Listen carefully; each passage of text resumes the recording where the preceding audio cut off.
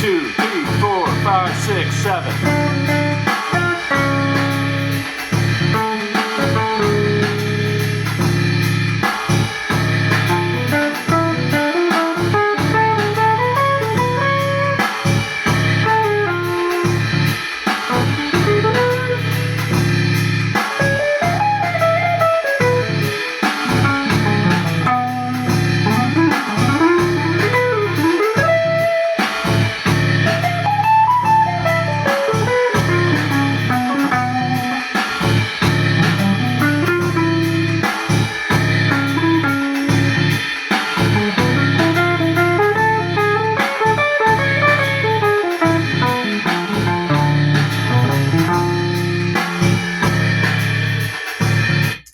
Hey, so happy holidays to everyone.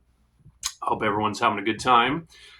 This is part 5 of my practice routine. And up front there, I was playing along with this loop that I created in my TC Electronics Ditto looper.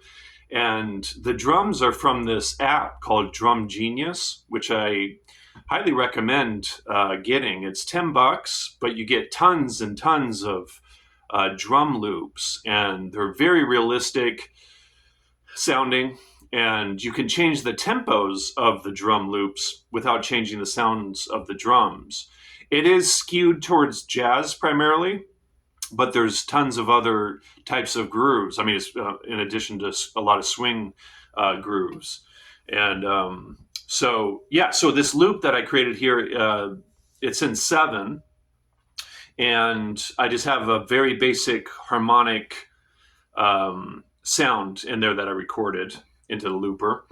And what I was playing in there is this scale, which I just call it the minor scale. I've talked about this in other videos. But, the minor scale, or everyone calls this the melodic minor scale, which is from D. And the tonality I was playing in is that, but with a sharp 11 or sharp 4.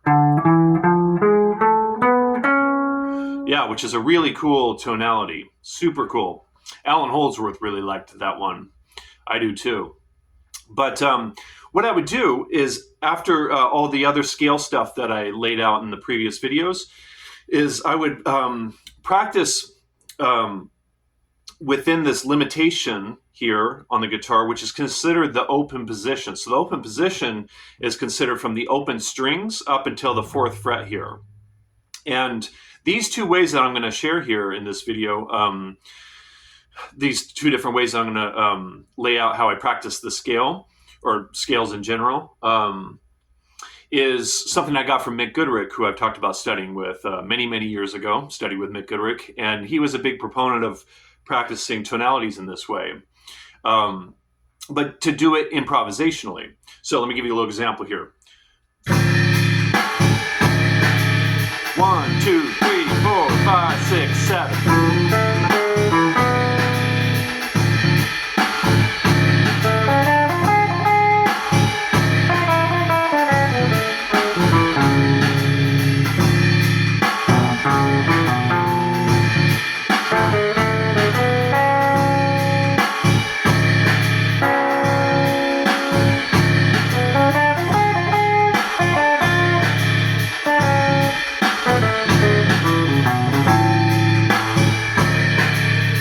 Okay, so I'll play within this limitation here, harmonically and melodically. And I'll just do that for however long I feel like it, and explore all the possible notes, functions in that position.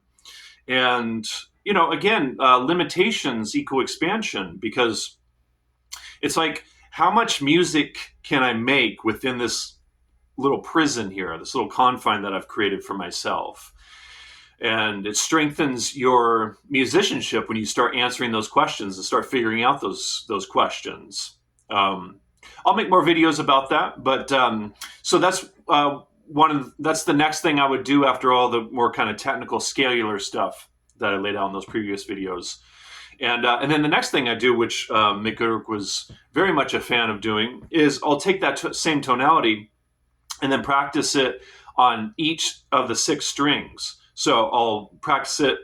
Some days I'll start on the low E string. Other days I'll start on the high E string. It really doesn't matter. So I'll do this. I'll show you, which is really hard to do. All this is tricky, but that's what's great about it is that it challenges you, you know. 5, 6, 7.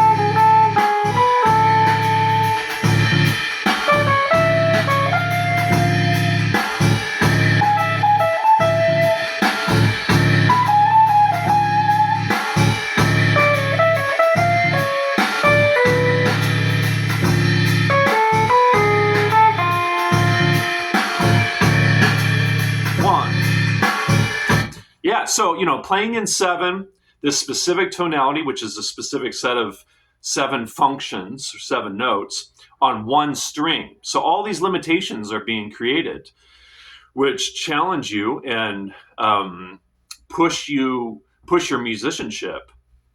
And so really helpful to practice this way. And so what I would do is I would go then to the B string and do the same thing, and then the G string, same thing, so on and so forth. And then I would do what I did at the beginning of the video, where I just let loose and allow myself to play in that tonality all over the instrument without limiting myself to any specific position or string.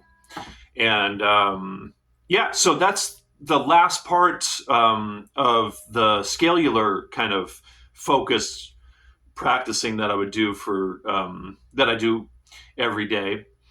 And all this is, again, just how I like to do it. I'm not saying this is the best way to practice, because maybe the way I practice doesn't work for you based on your goals or based on what you're trying to currently work on. But maybe you can take some of this and implement it. All right, I hope that was helpful.